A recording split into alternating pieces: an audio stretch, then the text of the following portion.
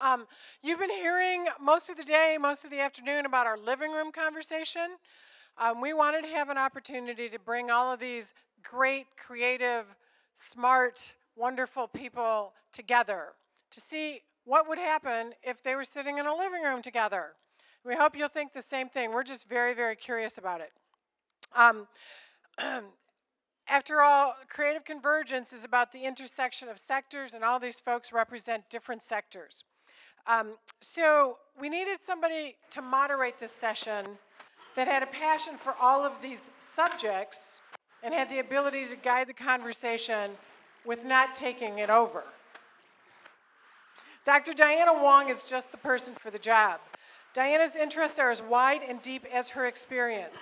She's an associate professor at EMU School of Business, the president of Sensi Change Associates, and the founder of Michigan's Shifted Gears program, which supports career transitions for experienced professionals by developing their capacity to adapt to the new economy.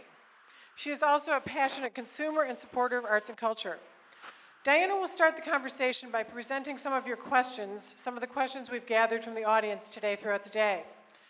We have just about an hour for the session, so there may be some times towards the end for questions that evolve from this, but we may not be able to get to every single question that was posed. And I would like to ask and put them on the spot, our presenters today, that some of the questions are very directly directed towards them.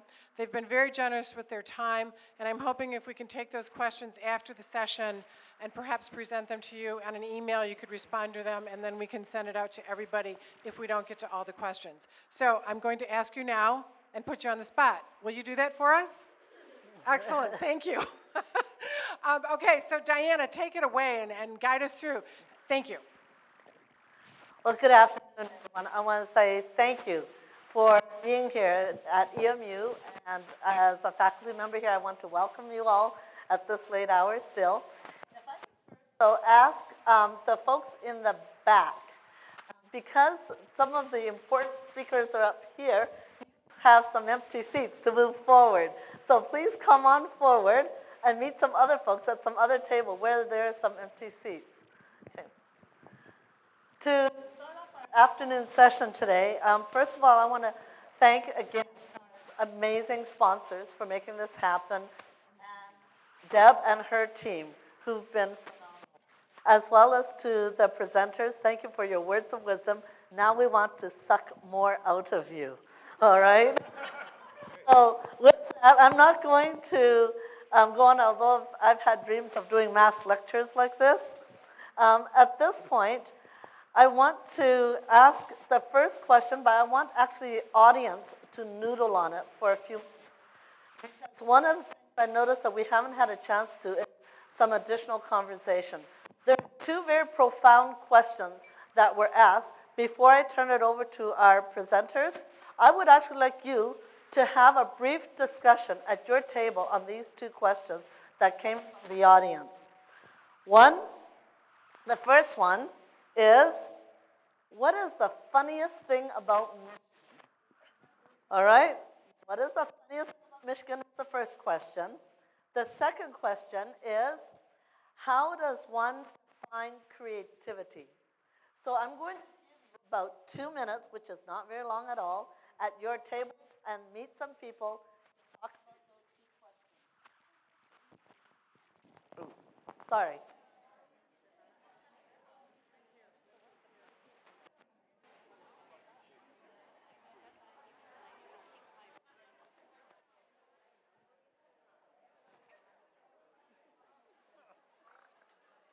Meanwhile, you two can also figure out.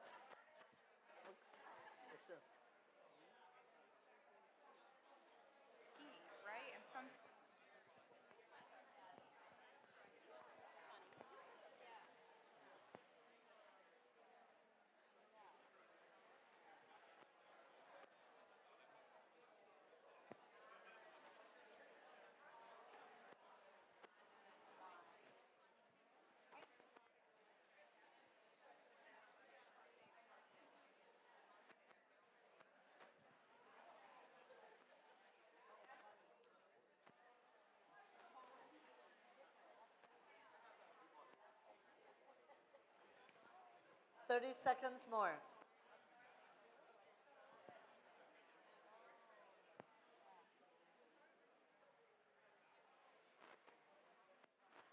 All right, thank you for your participation. If I could have your attention. Let's turn this over to our presenters. Given what you've heard from around your table, I'm going to open this for our presenters to address. What is the funniest thing about Michigan? And what does creativity mean to you? And if I could ask people who are responding to respond with no more than 2 sentences.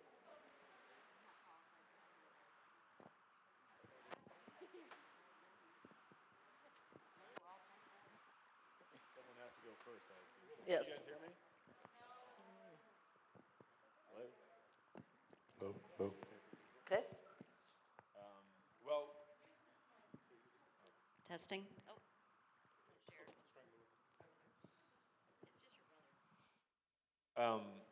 well, we kind of cheat because we could see what everyone's doing. And I have the same answer as everyone, and that's the ability to point at your hand and let everyone know where you're from. Okay. And I can't imagine anyone coming up with anything other than that. Okay. That, Yes, please. hot mic, to that and say we are the only state that only represents half of.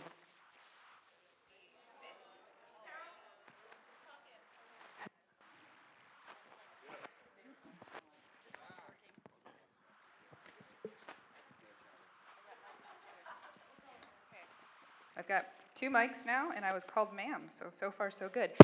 No, I would say that I would add to that and say that we are the only state, I believe, that only shows half of the state half of the time. So sometimes it's the mitten, sometimes it's the UP. There's a lot of anger in that, so I think that's kind of fun. Thank you. I think, I don't know if this is it either. I would add that we have a direction that is qualified by the states in Michigan left, as opposed to any other kind of left. The Michigan left. The Michigan left. Okay. Yeah, I'll add one to you. I spend way too much of my life on phone calls and conference calls, and I've been here 25 years, and people still don't believe we are Eastern Time Zone. People still don't believe that we're on Eastern Time Zone. Anything else? Yes, please. I'm going to give you Scott's answer because he lived up north, and he just said, do you know what the people up north call the tourists who come up to Mackinac Island and Traverse City and all that? Fudgies. Yay, go fudgies. All right, fudgies. Thank you. We had a second question as well, is what is the definition of creativity? And I'm going to also have that open for whoever wishes to respond.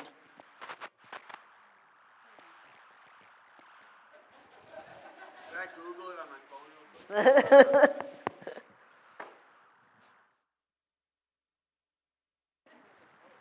So I said just sort of create, or I used the word, sorry, making something out of ideas or nothing.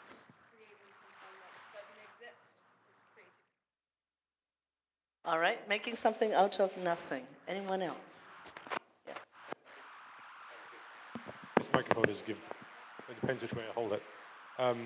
For me, it's a little more subtle in that it's being able to think. I hate the cliche, but thinking outside the box and just being able to not adhere to the status quo and think differently. Okay, thank you.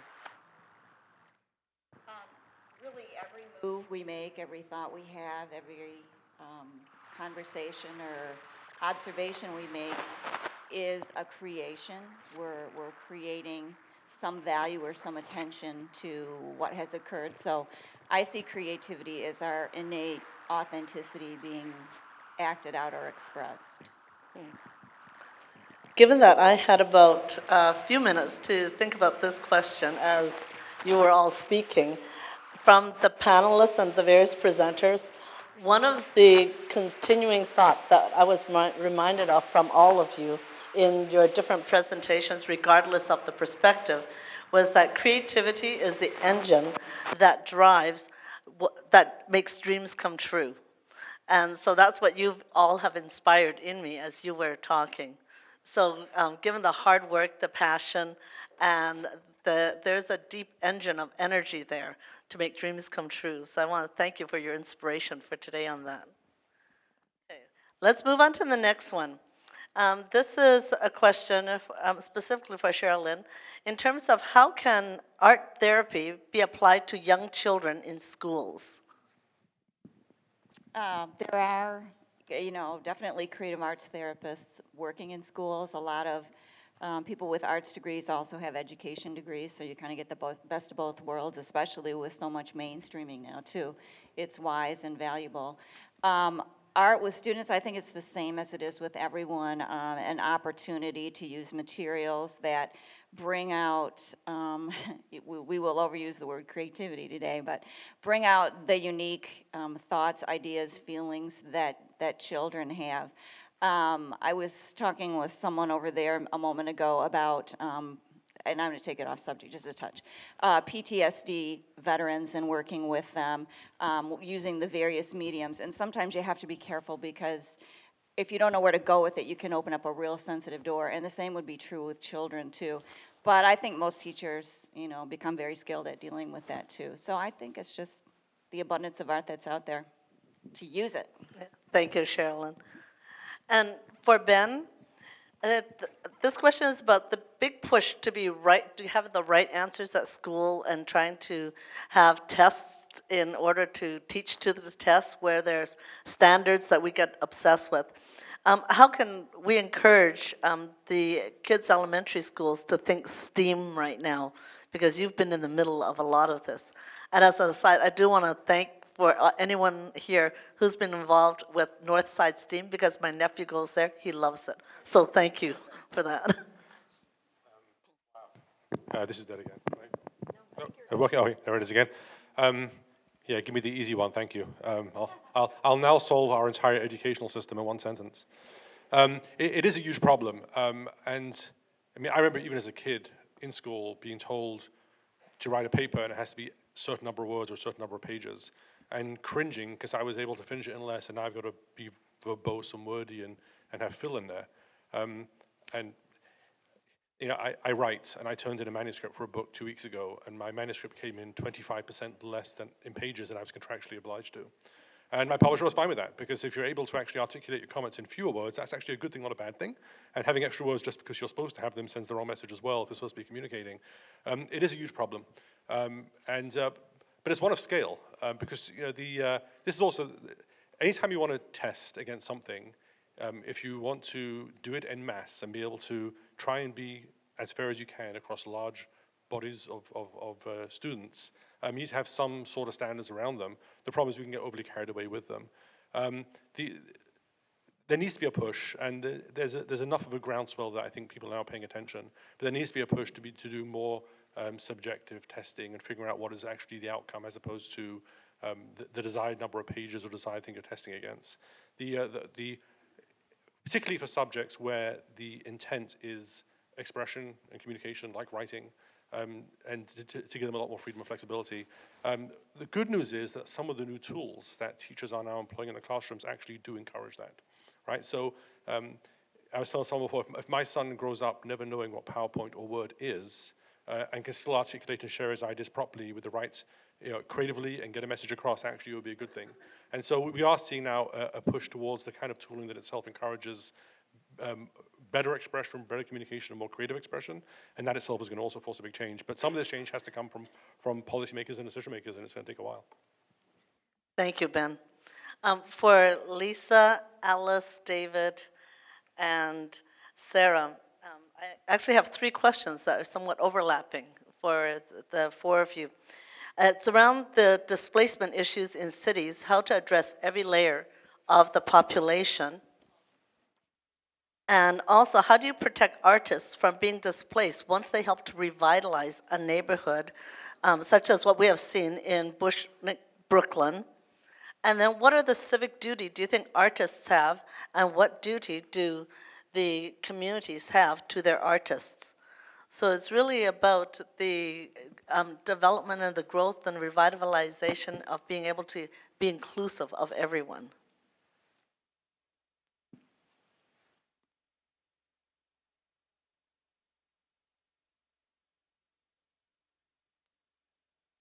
Okay, I'm going to start with artists first and then move on from there. So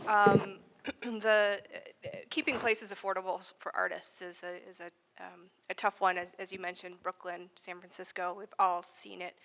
Kind of artists get priced out, and they're often the first ones into a community to help because land is or places are affordable. So the model that I talked about in Cleveland, and then also there's a group called ArtSpace, which is based again in Minneapolis, that builds artist housing across the country. The idea is to try to keep those permanently affordable and for artists. So in Cleveland, I believe that there's a covenant on that the loans that are given that they'll stay there for, the artist will stay there for a period of time, and that the artists actually own that home, right? So that they are the homeowner and they build equity and get to put down roots in those houses as opposed to having landlords. And then ArtSpace also, owns its own facilities and tries to keep them, or actually does keep them that way. So those are two strategies to do that. There's an interesting group in San Francisco, not about artists, but about artistic spaces in the Mission District, where artists are getting priced out, and as are arts organizations. It's called CAST. I don't remember what it stands for, but it's basically purchasing venues, turning them into arts places, and then renting at lower cost to arts organizations, again, to try to keep that community somewhat more diverse in terms of its artistic offerings, not for all the people that live there. So that's one way to think about it. I'll stop talking, or I can keep going. Give someone else a turn. Mine was working. Sorry, you guys are doing a great job. We're up here like, why are these mics not working? But you're on it. You're watching us and get these numbers. Thank you for mentioning CAST. It's a program funded by the Rainin Foundation, which is a family foundation in San Francisco, and so that's an example. Backing up a little bit from that, it's tough. I mean, like I said, literally, Mark Zuckerberg lives 6 blocks. He eventually will move into the home that's been 2 years under renovation. But when that happens, and my house is also on a stop where, like, right outside my window, it's the Google bus, the Genentech, Yahoo, and Apple buses. Yahoo's purple, Google's white. Who's red? Who's gray? Apple's white, Google's gray. It's like crazy culture in San Francisco, and everybody's getting priced out. And it's a big challenge. It's a big problem. And a lot of our artists are moving to Oakland, which is fine because it's the Bay Area, but it becomes very tricky. So to combat that, the CAST program is good. They've bought 2 properties already that they're basically releasing back to arts organizations that will eventually become the primary owner. There's another program, and I don't want to get misquoted or say it wrong, but some of the properties that are being developed, or it's all of the properties, it depends. I think there's some guidelines in terms of what properties there are. For condominiums, there has to be a certain percentage of them that are affordable, and it's not like you can qualify and move in and then resell it. It's always an affordable unit, so you can't resell the unit up to whatever the market value is at that time. There's that, and then we do have some very philanthropic people in the city who are looking at something that happened to our gallery districts. Our gallery districts were getting priced out of SoMa because all the tech companies wanted to move in to have an address in SoMa. And so we have a couple of family foundations that are also buying buildings and intending to divide the buildings up, not for live work spaces, but for art, for work gallery spaces. In some neighborhoods up and coming near the Mission District, and also in Dogpatch, which is another great neighborhood.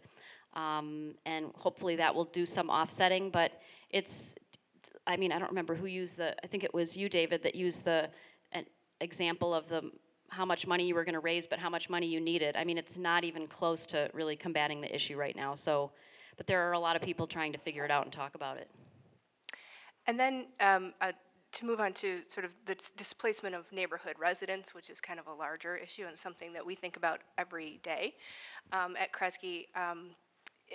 One way we think about it, again, in terms of the creative placemaking, is how can arts and culture be a force of power and empowerment for neighbors, so that, again, the work that they're doing with the creative placemaking is sort of creating a place and giving them agency and giving them a say in what their community looks like moving forward. But when we also sort of look, even when we look to make an investment, the questions we ask are less about arts and culture and more about what is the plan for the neighborhood, who's got their eye on the ball in terms of the housing mix in this community, how are you, especially if we're in a weaker market, right? We know we want to bring the market back, but how do you think about what is the right sort of economic mix within a community? So even in Detroit, where we need to continue to raise property values, we've got to think now about, okay, but what does that look like? How do you not let the market run wild, and what are those policy implications that you have to put into play so that everybody can be in a space? One of the things that I've seen happen in communities is when you're doing a redevelopment, a community land trust will actually buy property and then never sell the property but sell the buildings on it to the people that are living there. And when that building is resold, there is a formula that determines how much goes to the land and how much goes to the building. And if someone's affordable, they don't pay for the land. So forever it stays affordable that way. It's not perfect, but it is at least a way to begin to get the how do you hold a community together when it turns around. Well, I mean, everybody here articulated it so well. So I will just add one little piece, I guess, on the legislative component of it, and that is, I think this is a conversation that's not only happening in the state of Michigan, it's happening across the country and has been for many years. And so recently, I know that Mayor Bill de Blasio out of New York really, went to bat and said, we want to make sure that we have, housing and make sure that we're investing, in our artists and our communities. So we hope that, while that is kind of still getting off the ground, we hope that that's only the beginning of legislation that's making sure that we're investing in artists in our community and that they're there to stay. Thank you, everyone. For the next question, Chris and Mike, if you could address this, and others if you wish, but Michigan filmmaking incentive. What are their views? What are your views in its elimination, and can anything be done to reverse the proposal or decision? Economic legislative decisions. Can anything be done to reverse the legislative decision? Hire David? I think we were talking, I think our mom was just complaining about this actually yesterday. We like complaining about politics, but I think she was complaining about Snyder not doing more to defend it, but I think it's very difficult when you have a legislature that's so incredibly Republican, even for a Republican governor. You know what I mean? I'm not really sure exactly what he could do. I mean, I guess the irony, I get people going after the film incentive as saying, well, why are we giving money away to people who are doing business here? They should just want to do business here. But then there are all these other programs giving a whole lot of money away to a whole bunch of other industries for doing business here, and they don't really seem to have a problem with those, maybe because those industries donate to their campaigns or something like that. So I don't know if there's, I guess you would say, like intellectual honesty or consistency when you're talking about it. But I do agree that ideally, as somebody who loves Michigan, I think it's great when there's a program that basically encourages the nation to see more of Michigan, ideally. Now, that's not always the case with the film incentive, because it's not like there's any real stipulation that says these things have to be set in Michigan, although I think they give a little bit more of an advantage to projects that come from Michigan, and I think they actually do look more closely at projects that portray Michigan kind of as is and in a positive light. So I love that part of it, but I also do think that that it's pretty clear that we'd be better off if there was a kind of self-sustaining industry here that would just attract people just on its own merits and drive things that way, as opposed to saying, here's some extra benefits or some extra money. I mean, the car industry isn't based here right now because the state ever said initially, hey, car industry, we're going to give you a lot of money. Now, that's why the car industry is losing a lot of jobs to other states, but the reason the car industry is here is because the initial innovators were here. So the point is that people ultimately, I think, to have the best answer, need to figure out what my brother was talking about earlier and have good ideas and create things that then draws other people to our state and to its uniqueness, and then creates things that way. That's the ideal. But you know, as much as I love conferences like these, well, I think conferences like these are good to help establish an infrastructure that can give creative people the base by which they can then create things that we can't even dream up, you know, right here in a setting like this. So hopefully that'll lead to something like that eventually.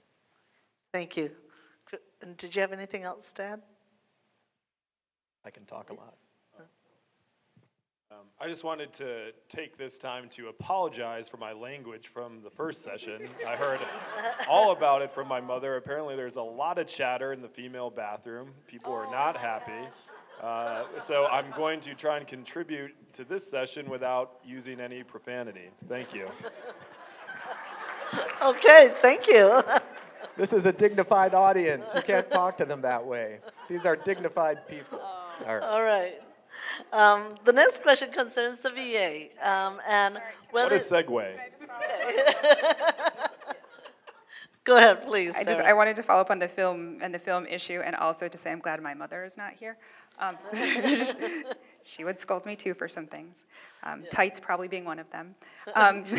But I wanted to follow up on that, you know, just on the incentives part. I think there's a lot of misinformation out right now that legislators are latching onto, and they're using a lot of really interesting buzzwords like handout for Hollywood. And these are the things, and I just wanted to add to the, you know, wonderful description that was shared before, that, you know, this is an opportunity that, you know, that the Michigan House did pass the film, you know, eliminating the film incentives at the beginning of the fiscal year, but the fight isn't over, that it moves into the Senate, and that there's hopefully indication that in the Senate that they're not going to take up the legislation, which would be best for all of us in this room and everybody who really loves films in Michigan. And so I think that, you know, even if the legislation doesn't continue on in the Senate, that this still has to be an opportunity for us to come together and start to say why we appreciate the film industry, to have those, you know, it's so wonderful to have people who are from Michigan and, you know, they are partaking in the film incentives and back here sharing their wonderful work. But it's time for all of us in the audience to come together and speak loudly about why we are invested in film in the state of Michigan, and incentives being one of those ways, because it's a sexy issue out there and it's not going to go away. So even if this legislation fails, we still have a fight on our hands, and so I hope to really work with everybody here, and hopefully we can make the case. Great, thank you.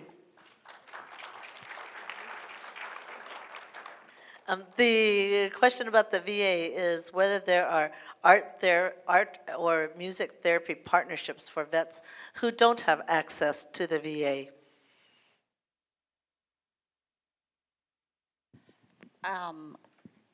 The VA would say that everyone has access to the VA. However, not everyone is going to have the same access because they cover a region. The VA medical centers are often not right in a big city, but in a more rural area. In fact, our VA serves parts of Indiana and a kind of a large area that much of it is rural. And they meet the needs of the veterans through outpatient treatment centers, and those are very much medical model, and sometimes they do contract out psychiatric services too, but they don't contract out music therapy or art therapy or any of those yet. So there. Good, thank you. For David, how would you characterize the temperament of the Minnesota legislature in 2008 in relation to the passage of Legacy Act, and who in government has strategically was strategically important for your coalition to have on board?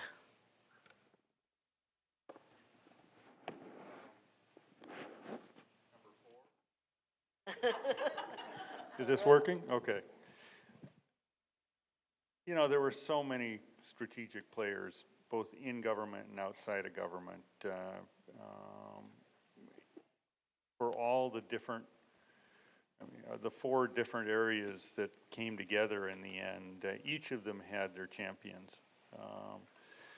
And, you know, if I named one, I'd miss the next. There were so many champions who did so much.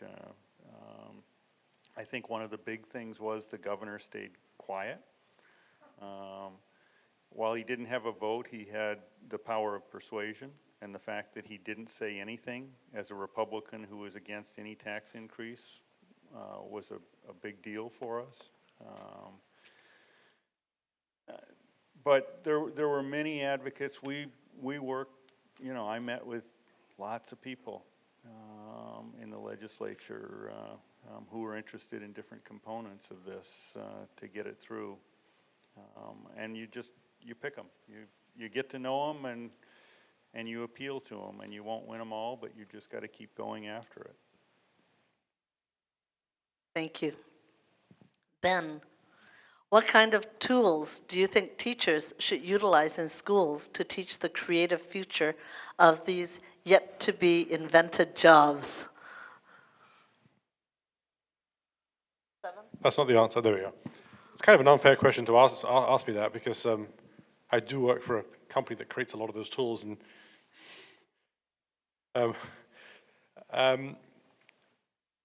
that's the half-flippant answer.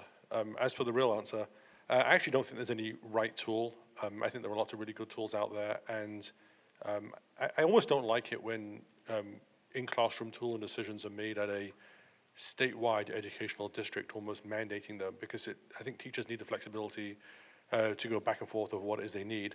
That said, that comes with a challenge. There was a New York Times article just last week talking about the issue with teachers in classrooms picking their own tools and some of the privacy and security concerns that come with that when you don't have a mandate and the education district supervising them as well. So there needs to be a balance. As for which tools, you know, I like tools that are, depending on the age group, I like tools that are simple, friendly, fun to use, the kind of tools that kids are going to want to use as opposed to being told to use. If they're tactile on devices, use touch, that's great. And I also like tools that encourage sharing and collaboration. There's a reason a lot of kids these days are using the likes of a Google Docs instead of a word processor, because they do work in groups, they share in groups. That's the future they're going to be living in, sharing, collaboration. They do work that way as well. So I would be open-minded. I would look at all the tooling, both tooling that is out available now. The company I'm with, as well as all the other companies in this space, are all aggressively, rapidly creating new tools that are more follow the app model. Very simple, single purpose, easy to use, low price point, free or freemium type business model. And you got to be adaptive using all of them. The one other point I'll make is don't fall into the trap of finding one and thinking that's the one size fits all. And if it worked this year, it doesn't work next year. You need to be, you've seen how committed your kids are to the app they download on their iPhone or iPad. They play with it for 3 weeks, they'll uninstall it and install the next one in there. That is the way they work and operate. And if there are new tools that are better a month, 2 months from now, they should be given the chance to use those. And so this needs to be live and ever-changing, and it's fun. Thank you. I actually have a follow-up question to that, to just probe it a little bit more. Do you have children, and if you do you experiment on them to develop their creativity? Experimenting on children is generally prohibited in most states. Yes, I do have children. Thank you for asking. Actually, I have 7 children and a grandson, and a whole bunch of ages in college and teaching and down to young grades as well. And so yes, I do. Their interests are varied, and I do absolutely test some of our future tools on them. I use my oldest daughter as a teacher in a classroom, and I give her stuff to play with her class as well and get broader adoption. So absolutely. Plus, I'm a kid at heart myself, so I do a lot of testing on myself too. Okay, thank you. All right, for Mike and Chris. This person says, I've heard improvisation skills can improve personal relationships. How has that worked for both of you?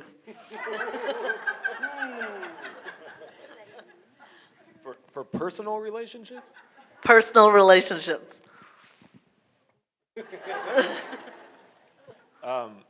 Yeah, improv is great. Improv is a huge part of what comedians do. I think it's the nice thing about improv is that it kind of teaches everyone not to take themselves too seriously, and that's a nice thing. I think if you're comfortable in your own skin and secure in who you are, you can kind of have some fun and play around, and that's why everyone moves to Hollywood. That's why you do creative things. It's something that you enjoy doing, and you want to be able to do it with friends. And it does, we were talking about earlier, it does take you out of your comfort zone, and it takes you out of your shell. So you certainly don't have to be in entertainment or even really creative to get the benefits of improv.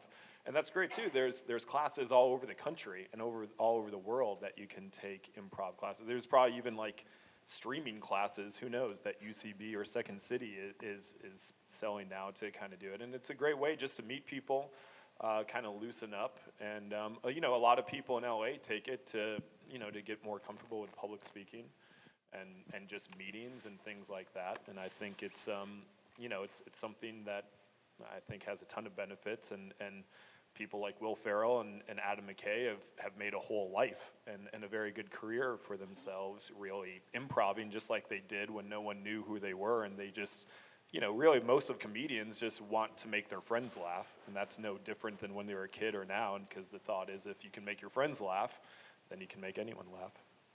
Okay, thank you for that answer, but if I could ask your brother to maybe share a specific incident when you've done improv on him and how that has affected your relationship.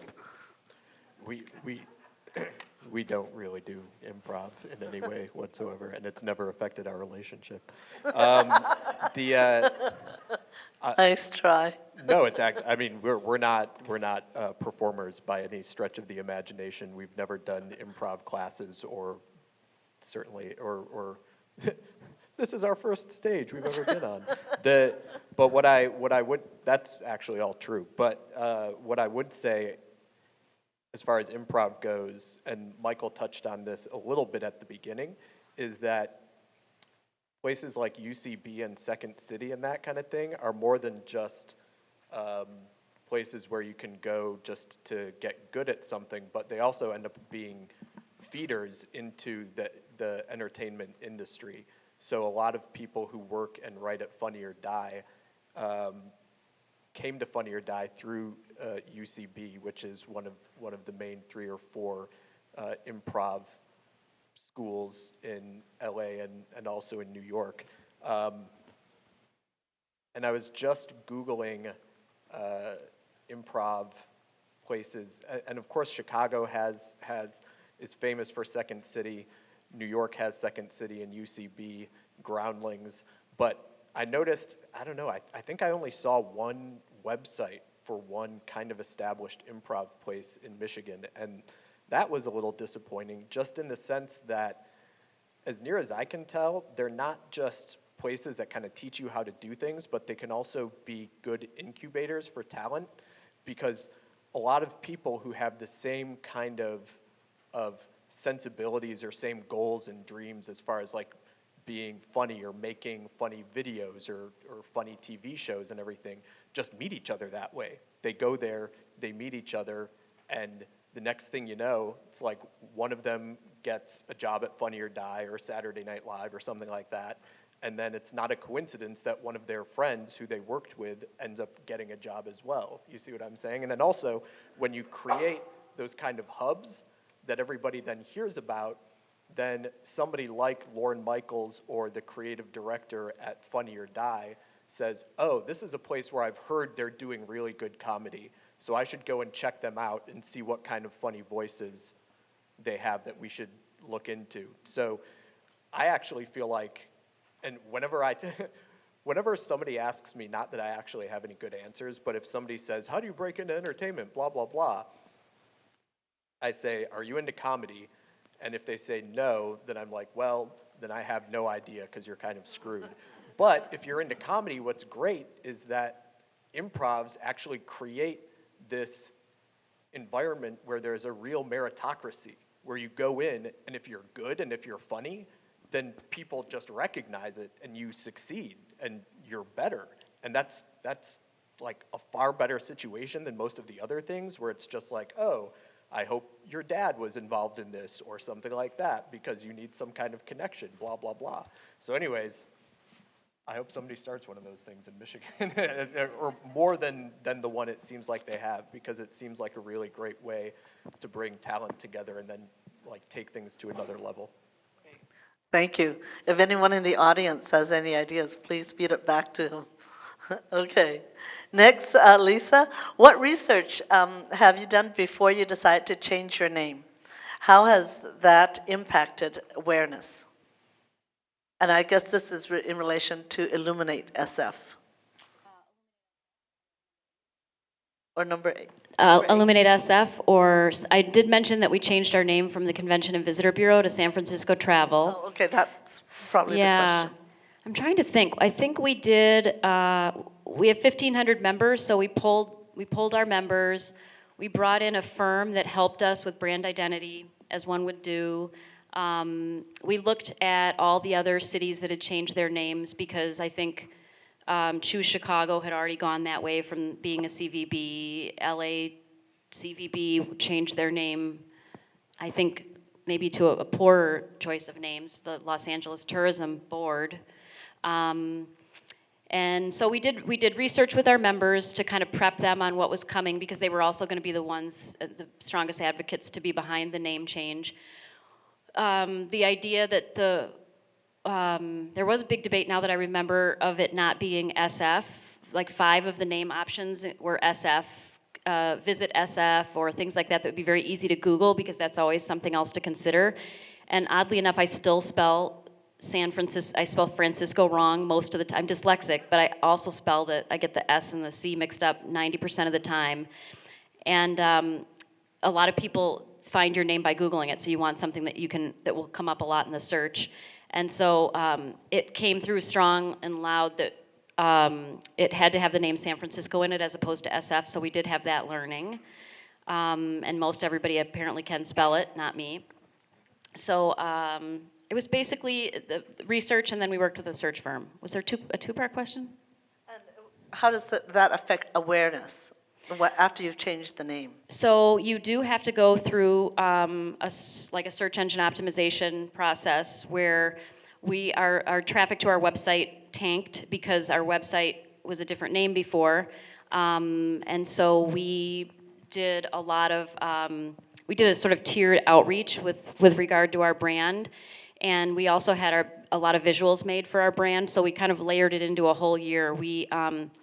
I have business cards at the table if anybody wants them. I also have like 4 visitor guides left over here with Mike and Chris's mother. She's the holder. She actually hoarded like 4 of them, but no, she didn't really. I'm just kidding. But we put the image on a lot of different things. We pushed it through our email, we pushed it through our social media channels, and we really did a kind of a campaign for our own. So for 1 year, we still did our visitor-oriented marketing, but for that year, we also did a lot of San Francisco Travel Is, and we had a whole manifesto that we wrote, and we created collateral around it, and we literally hand-walked to all 1,500 members. It was not a great, I would not put anybody through that if you have a company and you think that I'm suggesting that is a good idea. But we did hand walk these manifestos to people and we gave it to the receptionist who could have cared less what our name was. So that was sort of backfired. But the intention was there and a lot of other people did get it. And so we kind of, if somebody, I always think of when you're trying to develop awareness, I always think, how are people finding you? Are they calling you on your phone? What does your outgoing voicemail say? What's the website say? What are your social media? It's all got to be the same. Thank you. I'm going to ask our presenters one last question, but at the same time, I want to invite any audience members, since what they've shared with you, if they've triggered an additional question, if you wouldn't mind coming up to the mic and we can take a few. All right, so in the creative process, all of you in some shape or form have connected with others and have built coalitions or teams or collaborators in your work.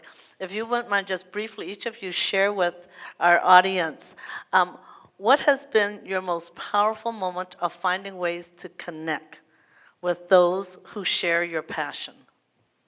How did you find others to be with you? The example I'm going to use actually is an internal philanthropy example. So as I mentioned, we have 6 program teams within Kresge.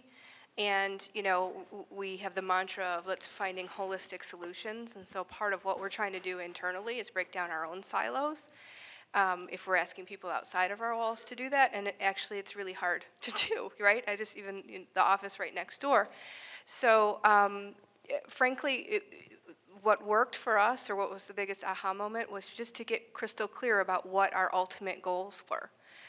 Because ultimately we were all working for the same thing in community. We were just approaching it in different ways. And then once you at least identified, wait a minute, we are actually all looking for the same outcomes.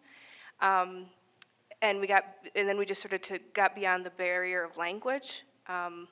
It was a big aha moment. We were able to sort of think creatively after that and not worry so much about this is how my discipline does it.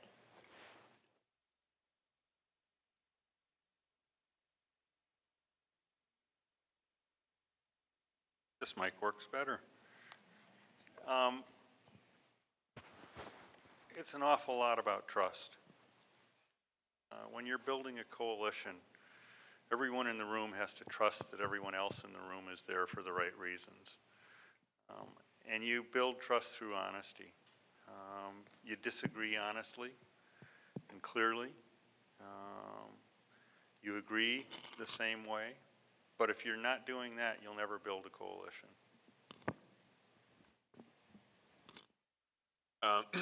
Well, I got a little lucky because I was born a few years after him, so our coalition started young. So that's nice. And I just get very excited. I'm a very positive and optimistic person, and a lot of creative people can tend to be cynical and less positive. So I get really excited just being enthusiastic about things and bringing people together around kind of a shared goal and vision. And that really, I've been fortunate to do that in every kind of chapter of my life and career. But really, Funny or Die has been a tremendously rewarding experience to be there the last 6.5 years, going on 7, and I still can't believe I get paid to do these things and meet all these people, and so I don't take it for granted, which is why my mother will be waiting a long time for grandchildren.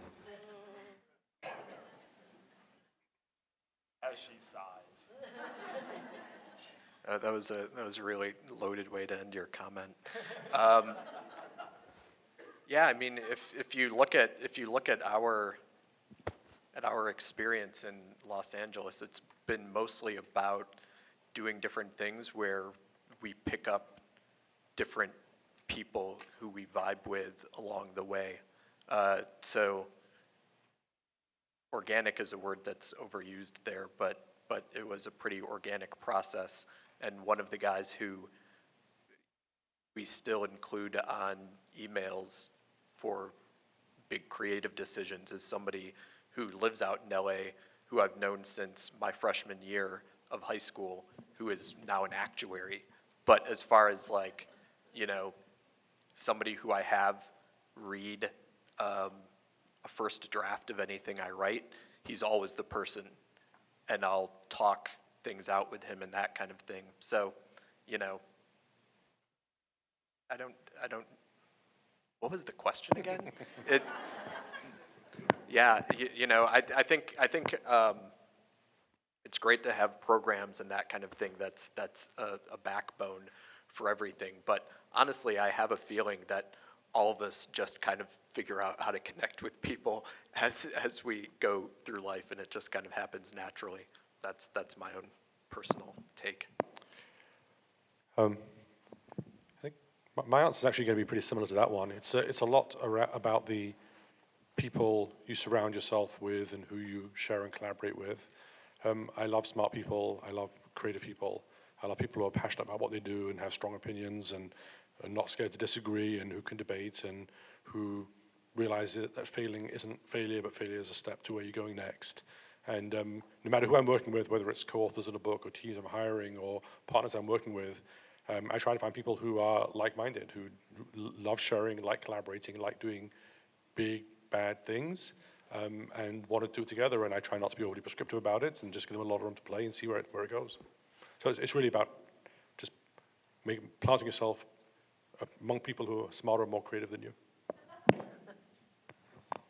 I totally agree with everybody's comments. I think the trust one especially, one of the things that I do, we have multiple organizations just like you are represented in the room. So we have the Grants for the Arts, they give away money. We have the Arts Commission, they give away money, but they're also the Arts Commission, like Sarah, that does the, reviews the 1% for art. And there's a few other organizations, so I'm on everybody's calendar. I basically got to town, did the whole Hillary Clinton listening tour when I first moved there for like 9 months, and then said, okay, I'm gonna meet with you every quarter. And they hadn't done that before with an arts and culture director, and so we sit down, we always meet somewhere that might or might not involve cocktails. And so that would be the other component that's helpful in building trust. And we literally declare a cone of silence, and that's when we kind of go into this safe zone. So if, I certainly would never cite examples, but let's just say if something used to be over there and now it's gone, I might have been able to give shelter for the person that had to get rid of that but needed an excuse to get rid of it, or if something needed to go up and get passed but that person couldn't be on the record with saying they're in support of this or they need funding.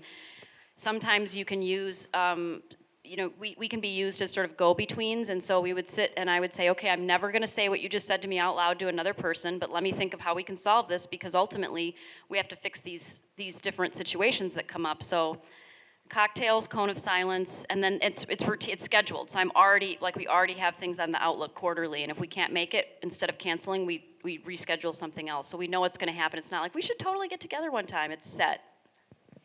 Thank you. Working for the government, there's a lot of touchy little rules, so I can't really ask anyone for help.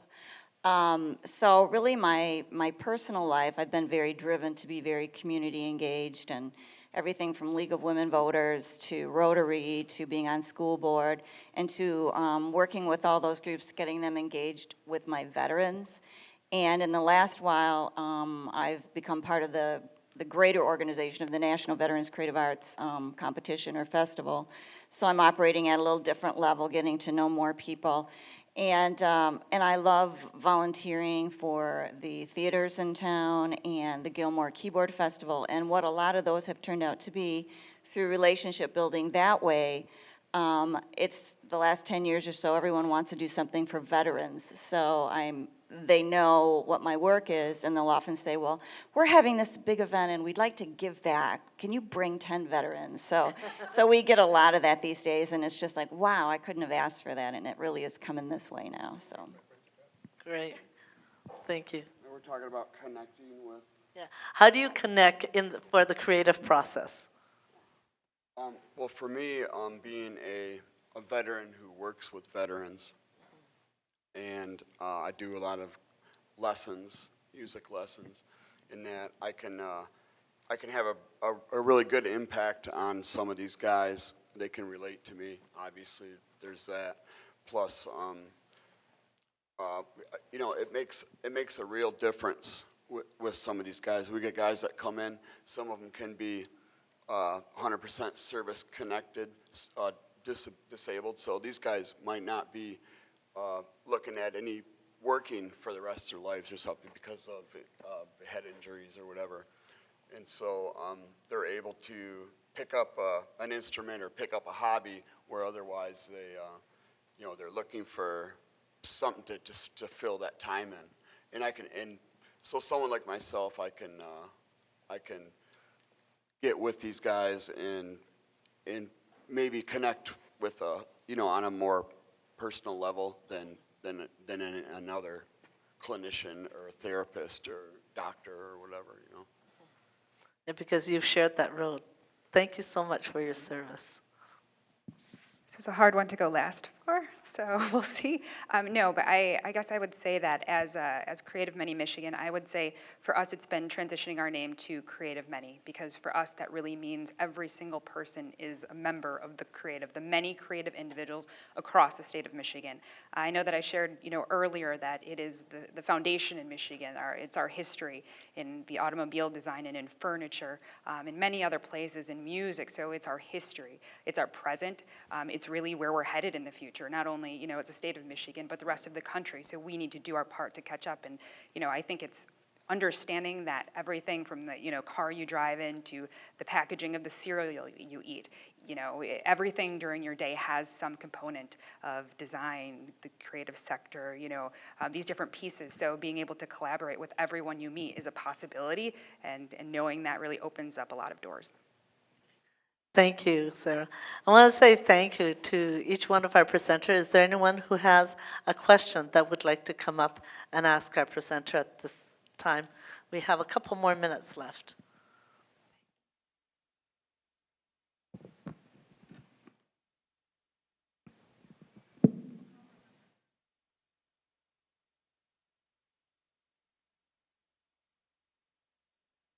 First of all, I want to thank you for a really stimulating conference all day today. One of the threads that ran through all of the discussions today, or nearly all the discussions, was this issue of structural funding for the arts, and what a huge problem it is. And I know that out west where I'm from, counties or towns can vote a 1% sales tax for the arts. I know that what you talked about was a statewide solution. I know that in Lansing they talked about a citywide solution. In Michigan, there is no ability to do a regional or business district for the arts. But so I'm actually wondering what do you think is an ideal solution, and do we need to do a structural change in our constitution so that people can solve a structural problem of funding in the arts in some fashion? If anybody has any feedback on that.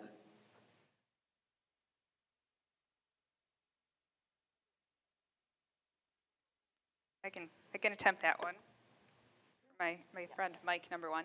Okay, that's a great question, and I think I can share a piece of the work that we're doing right now, specifically to address your question. That I have been working with a legislator to talk specifically about doing creative districts.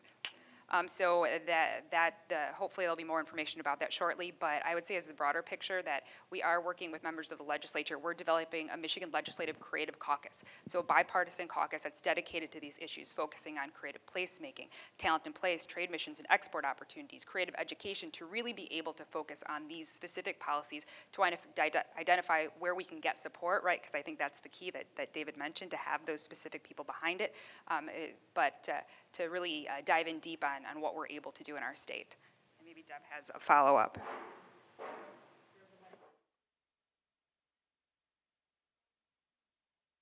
I know I'm not a presenter, but I do know that in Michigan we do have the capability of doing a local millage in the same way that the DIA, the Detroit Institute of the Arts, and the Detroit Zoos did through the Tri-County area in Wayne, Oakland, and Macomb County, and all of our counties are allowed to do that too. So that's pretty much the only way we can work right now in that regard. We can't do sales tax locally. We can't do the taxes that you were speaking of, sin taxes. In Cuyahoga Falls, Ohio, they have a cigarette tax. You don't have to smoke, you just have to buy the cigarettes. And the funds go to the arts. And we can't do that here. So there does need to be change on the state level in order for our communities to make some of these decisions locally. But we can currently do millages on a countywide basis. So I would add to that, again, from the interdisciplinary nature of pushing ourselves to think beyond getting a dedicated fund specifically for the arts, and thinking about how do we get other dedicated funds for things like low-income housing, for transportation, to put in some dollars for arts and culture, right? So you've got HUD's Choice Neighborhood Program, which embedded points for holistic approaches to revitalization. You got extra points if arts and culture was at the table. They were successful at DOT. So part of the challenge is for the arts and culture sector to get out of its own sector and look at the other policies that are in play and where else you can connect. And then part of what our job on the policy end is to try to think about how do we push arts and culture into those funding streams, because frankly the money is in DOT and it's in other, I'm all for a dedicated arts and culture funding stream. I think that's important, but I think that there's another play as well. Thank you. Diana. I'm Brittany Affelder-Kane. I'm a Arts Alliance board member, and in my day job, I work for the 3 big research universities we have in the state. So my life is compartmentalized, so I love, I know I'm a little taller, sorry. My life is compartmentalized, and I love this conference because it gives me pathways to different parts of my life. And so you all have, if not silos, compartments too. You're all going back to different places and different functions, and I'm wondering, as guest speakers here, what your takeaway, initially at least, because obviously you'll be thinking about it for the next month, but what are your takeaways? Or even if you have questions for other speakers on the stage. So, thanks. Thank you, Brittany. Takeaways by our presenters, and any questions amongst yourselves? It's easy for me to say there's a lot of takeaways, but the first thing I said at the top of the presentation, I'm just really impressed at how many disparate organizations are here. You're from the same sector generally, but it's a great gathering. I think you guys should give yourselves a lot of credit and recognize it in context to some other cities that I've worked in the arts and that I work in currently. This is a good showing. This is a good discussion. It's a great, Debbie put together such a great assortment of content and speakers. I've been riveted all day, so really. Thank you. Others?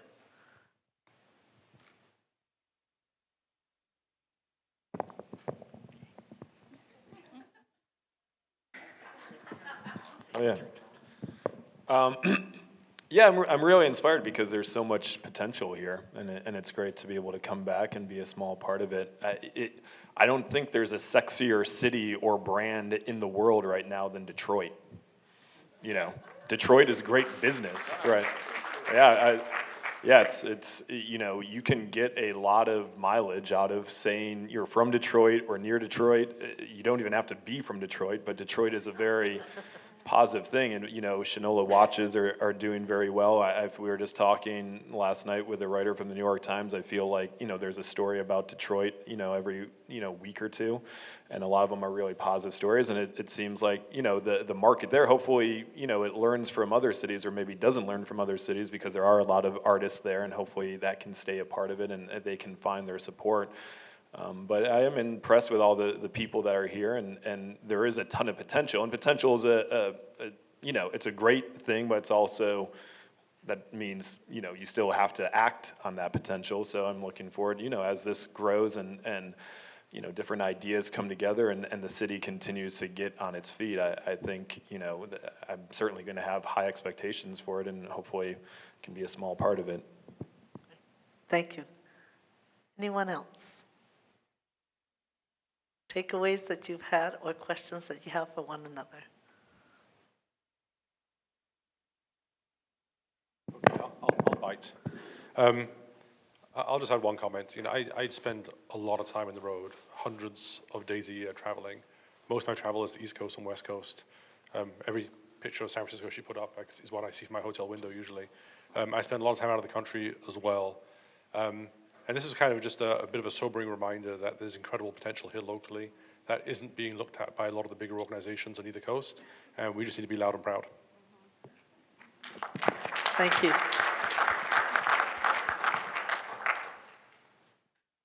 Roy Sexton, one of the co-founders of the Penny Seats Theater Company here in Ann Arbor. And I don't mean this question to seem as loaded as it's gonna come out of my mouth, but I don't know how to say it. Is it possible to have too many organizations all chasing the same ball? And what problems does that cause? And if not, how can we do a better job communicating to folks outside of this room the good work that's being done? Questions on the floor for anyone who wishes? Well, I get asked that question all the time about the environmental groups. Are there too many? And I've been involved in mergers and attempted mergers. And there are too many groups, and there should be consolidations in some places because it's efficient to do that. The biggest problem you have is ego. It gets in the way of all good things when it comes to organizations, and it comes from the person running the organization, and it comes from the board, who aren't willing to give up their position of power for the greater good. And you got to call it out. Thank you, David. Anyone else want to comment? Okay, if not, we have one last question. We'll see if this actually goes down. Hi, I'm Julie Birch. I work at Wayne State University, and I'm also involved in a local ceramics studio in Detroit. So my question for the panel is, with hundreds of arts and cultural organizations across the state of varying sizes, what do you see as the roles for the small, all-volunteer, nonprofit organizations, and also for the larger, established anchor organizations in moving the state creatively forward?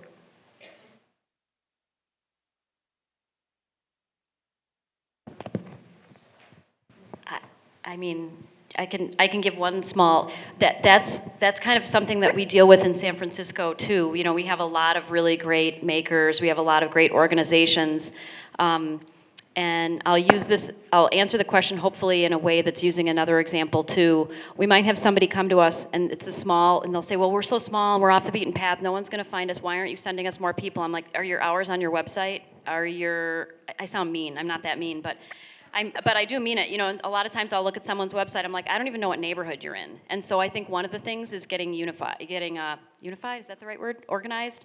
So if you have a number of people that are around you, make a list and make sure somebody knows that you are all there and when you're open and when you're not open. This is specifically addressing that. The small volunteer ones, because a lot of those are open like the first Monday of every, or the first weekend of, or the only every other weekend or whatever. All that's good, you just have to get the information out. So I think as organized as people can get and unified.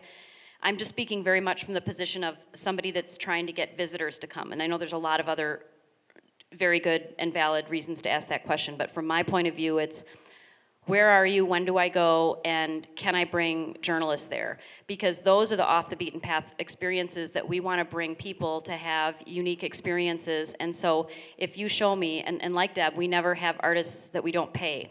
But we do have people that come to town that want to write about us or that can get us coverage or business, future business, like a meeting planner might come and do a site visit and see a lot of places. So if you're open to that and can meet us, we feel really grateful when that happens, because it allows us to tell that story from those points of view, which bring more people in and kind of helps the greater good.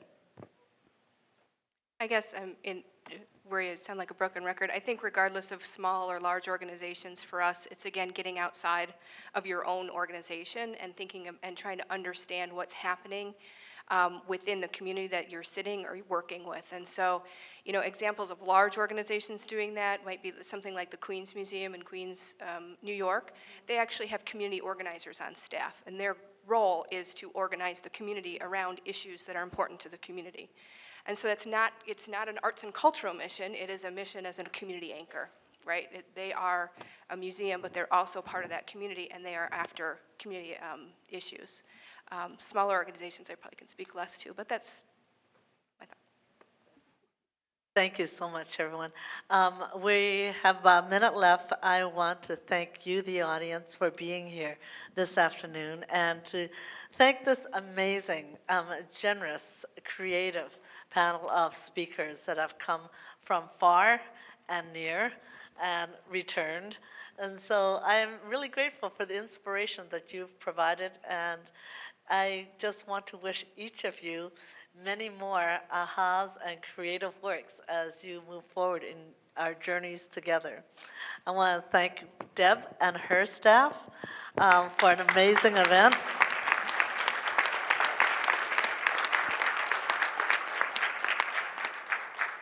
There are many more questions, and I'm sure there are many others in the audience at the moment.